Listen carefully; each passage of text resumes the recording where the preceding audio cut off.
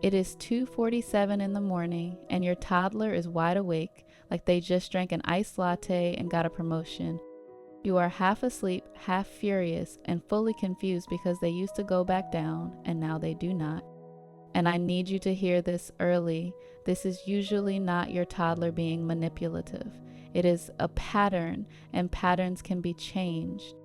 Hi, I'm Treasure, and I help exhausted working parents stop guessing and start sleeping again with calm, evidence-based plans that actually fit real life. Let's start with what's really driving this. Most toddler night waking that turns into an hour-long party has one of a few roots, and the reason it feels so personal is because it is happening in the dark while you are trying not to lose your mind. Here is one relieving truth.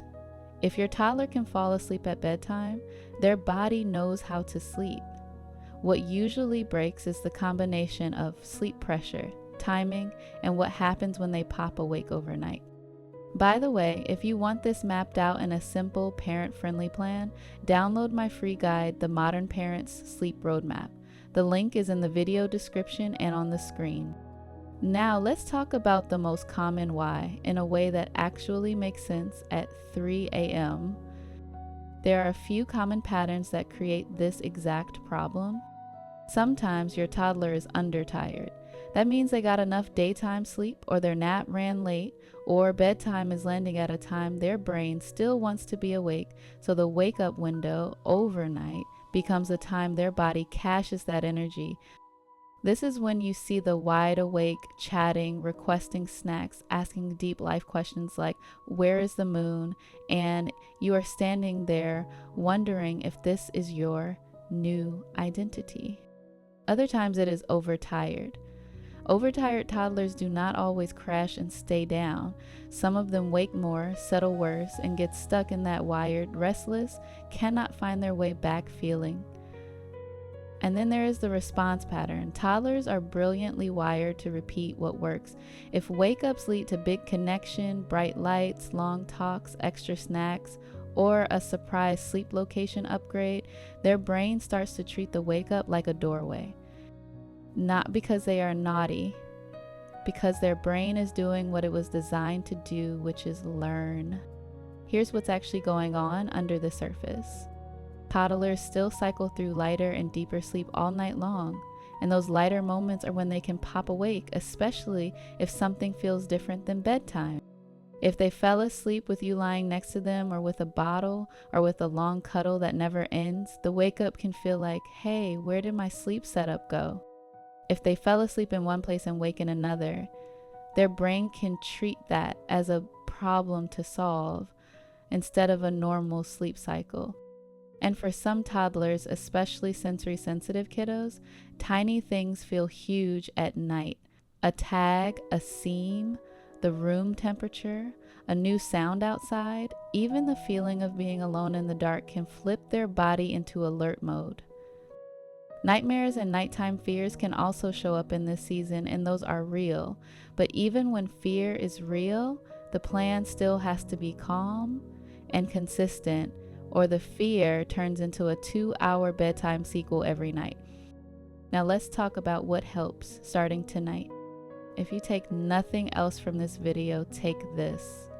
Your toddler needs the same 3 things overnight: low stimulation, predictable boundaries, and a boring path back to sleep. Not cold, not harsh, just boring. So if your toddler wakes and calls for you, go in with dim light if you need it, keep your voice low, and do the smallest amount of help that gets them back towards sleep without accidentally starting a hangout. If they are in a crib, that usually looks like a brief check, a simple phrase, and then you leave. Something like, you are safe, it is sleep time, I love you. If they are in a bed and getting up, your job becomes the calm return to bed machine. No lectures, no negotiations, no new stories, no new snacks, and definitely no new hobby called walking around the house at 3 a.m. You just guide them back with the same simple phrase, the same short routine, and the same confident energy every time. Let me show you the smallest changes that make the biggest difference. Start by protecting the schedule pieces that control sleep pressure, because you cannot outparent a timing problem. If naps are running late, bedtime often has to shift earlier, not later, because late naps can steal sleep pressure and then the wake up hits overnight. If bedtime is drifting later and later because evenings are chaos, you may need a calmer, earlier wind down so their body actually lands in sleep before they get that second win. And if your toddler is sleeping a long nap and nights are turning into split nights, it is not a moral failure. It is a sign their total sleep balance may need a gentle adjustment. Now, let's talk about the part no one wants to hear. Consistency is the entire game. Toddlers do not learn from one night, they learn from the pattern across many nights. So you pick an overnight response you can repeat even when you are tired, even when you are annoyed, even when your toddler suddenly becomes a tiny lawyer presenting new arguments. If you and your partner are switching approaches every other hour, your toddler is not confused because they are strong-willed, they are confused because the rules keep changing. And if you are doing this solo, this is where I want to be extra gentle with you. You are carrying the whole night. Your plan has to be realistic for one adult, not perfect on paper. A quick word about snacks and water, because this trips up a lot of professional parents. It is completely fine to offer a bedtime snack and a sip of water before lights out, especially if dinner was early or daycare timing is weird. Overnight, if you start introducing new food requests, your toddler can learn that waking is how the kitchen opens. So, if hunger is a true concern, we solve it proactively at bedtime and daytime meals, not with a full buffet at 2 a.m. Now here is the suspense part I do not want you to miss, because it is the hidden reason so many parents get stuck. Most families think the problem is the waking, but the bigger problem is what happens in the first 5 minutes after the waking, because that is where the brain decides whether this wake up is short or becomes a full event. And if you want someone to help you spot exactly what your toddler is learning and how to shift it without tears and chaos, this is what I do. I have a master's in social work, I'm a certified pediatric sleep consultant, and I'm the founder and CEO of Rested and Renewed Pediatric Sleep Consulting. I'm also a toddler mom, so I deeply get how intense this stage can be.